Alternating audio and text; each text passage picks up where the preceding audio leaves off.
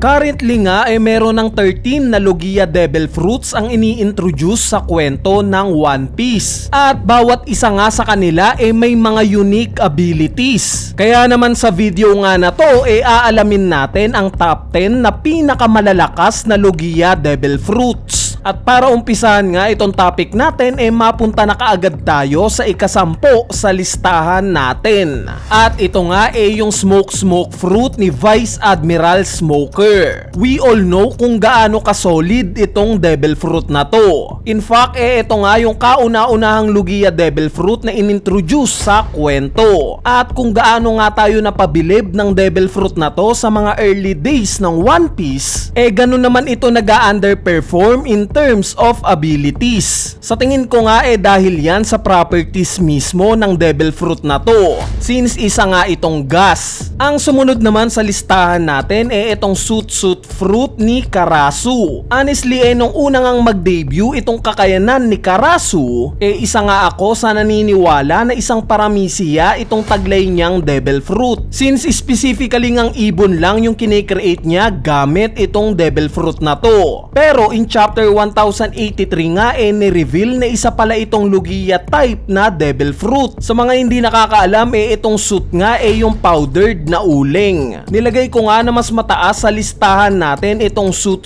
Fruit kesa sa Smoke Fruit dahil na rin sa kayang magawa ng Devil Fruit na to, which is nakakapag-create nga ito ng isang solid na property na di hamak na mas malakas ang damage kesa sa usok. Nakita naman natin yan during sa naging laban ni Karasu sa dalawang admiral na sila Fujitora at Green Bull. Not to mention na napaka-creative rin ng paggamit ni Karasu sa Devil Fruit na to. Speaking of creative, masasabi nga natin na mas superior sa Devil Fruit na to itong Suna Nomi ni Crocodile. During Alabasta arc nga ipinakita sa atin ni Crocodile ang kayang magawa ng Devil Fruit na to. Doon na-expose nga yung weakness ng Suna Nomi sa arc na to, which is logical naman talaga kung iisipin, hindi pa rin naman natin matatawaran yung capabilities ng Devil Fruit na to. With that being said, mapunta na nga tayo sa mga seryosong candidate o masasabi nating matataas sa hierarchy ng mga Logia type na Devil Fruits. At ang ikapito nga sa ating listahan itong Mori Nomi o yung Wood Fruit ni Admiral Green Bull. During nga sa latter part ng Wano arc ipinakita sa atin ni Admiral Green Bull kung gaano ka-versatile itong Devil Fruit niya. In terms of offense at defense, talaga nga namang mataas ang potensyal ng Devil Fruit na to. Kaya nga netong mag-absorb ng nutrients ng isang tao, similar sa ginagawa ni Cell sa Dragon Ball. Sa depensa naman walang duda, kaya netong dumepensa ng maayos dahil sa wood properties neto. Ang downside lang siguro kaya nagmumukhang mahina itong Devil Fruit na to dahil sa user neto, since ang pagkakakilala nga natin kay Green Bull masyado siyang mayabang at mainitin ang ulo. Pero kung ako nga ang tatanungin once na ang gumamit sa Devil Fruit na to isang matalinong karakter similar kay Trafalgar Law, panigurado may elevate neto itong Devil Fruit na to. Baka nga makakita pa tayo ng isang Hashirama Senju sa mundo ng One Piece. Sa tingin ko lang naman yan. Anyway, ang ika-6 nga sa listahan natin itong fan favorite na Devil Fruit na Mera Nomi. Alam naman nating lahat na ang dati at ang current user ng Devil Fruit na to yung dalawang sworn brothers ni Luffy na sila Ace at Sabo. Nakita na nga natin yung full potential ng Devil Fruit na to at masasabi naman nating napakalakas neto. Pero mas malakas nga kesa dito itong mga susunod sa listahan natin. At ang isa na nga dito itong Ice Fruit ni former Admiral Aokiji, ang ika-5 sa listahan natin. Itong si Aokiji nga ang kauna-unahang admiral sa series ng One Piece na ipinakilala sa atin. At nung time nga na to at ipinakita niya na kung ano yung Devil Fruit na taglay niya ay admit, nakaka-overwhelm na powers yung nasaksihan natin. Kumbaga mapapaisip ka sa oras na to kung nanonood ka kung paano ba matatalo itong ganitong klaseng karakter.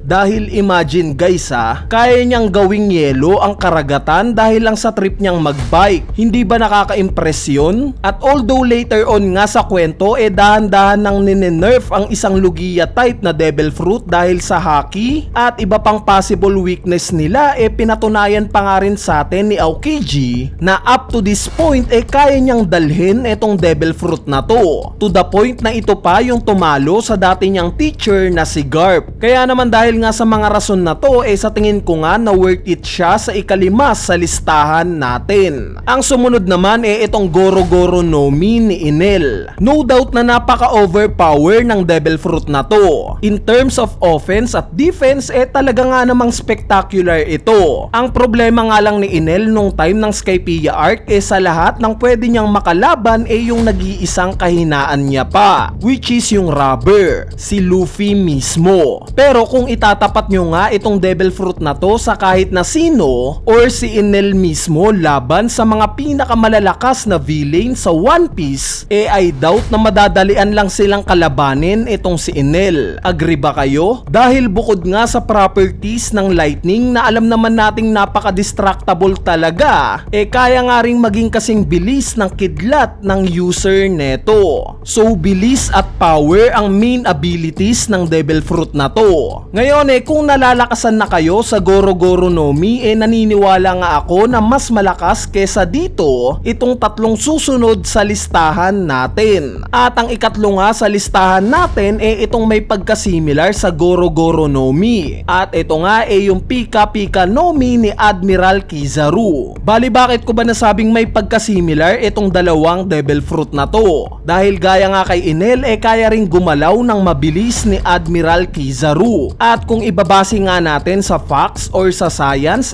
technically nga na mas mabilis ang speed of light kesa sa speed of lightning. Meaning more speed can create more power. Though syempre anime pa rin naman ito. At hindi pa naman ini-explain ni Oda na mas superior itong Pika Pika no Mi kesa sa Goro Goro no Mi, mas pabor lang ako sa Pika Pika no Mi. So bukod nga sa bilis, kaya ring makapag-create ng Pika Pika no Mi ng laser beams. Laser na kayang tumapos ng buhay ng best friend mo. De joke lang. Anyway, ang ikalawa nga sa listahan natin hindi na tayo lalayo. Miyembro din ng Marines ang user neto. At ito nga yung Mago Mago no Mi ni Fleet Admiral Sakazuki. Sa lahat nga ng listahan ng Lugia Devil Fruits, masasabi natin na itong Mago Mago no Mi ang pinaka-distractable sa lahat, pinaka-mapaminsala. Napatunayan naman yan ni Sakazuki during Marineford War. Tinapyasan nga niya ng muka si Whitebeard. Binutas niya yung tiyan netong si Ace. At marami pang iba't ibang damage na pinaranas niya sa mga pirata. Kung damage alone nga lang ang pag-uusapan,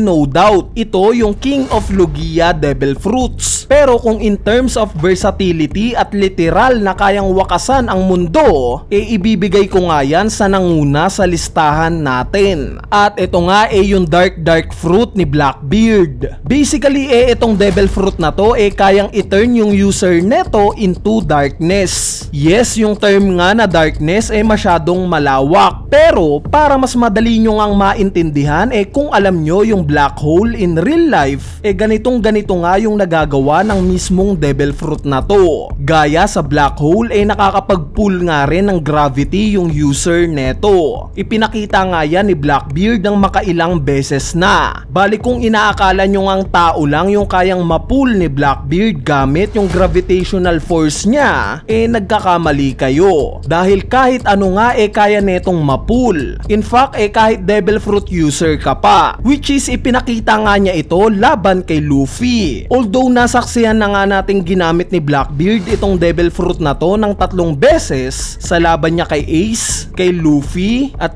during Marineford War sa tingin ko nga na hindi pa ito yung full capabilities ng Devil Fruit na to. I'm sure na meron pang tinatago si Blackbeard na kakayanan ng prutas na to. At dahil nga sa mga rason na yan, itong Dark Fruit ang pinakamalakas na Lugia Devil Fruit para sa akin. Teka, para sa inyo ba? Agree ba kayo sa listahan natin? O may iba pa kayong top 10 na naiisip? Kung meron, i-comment nyo na yan sa ating comment section sa ibaba para mapag-usapan natin yan.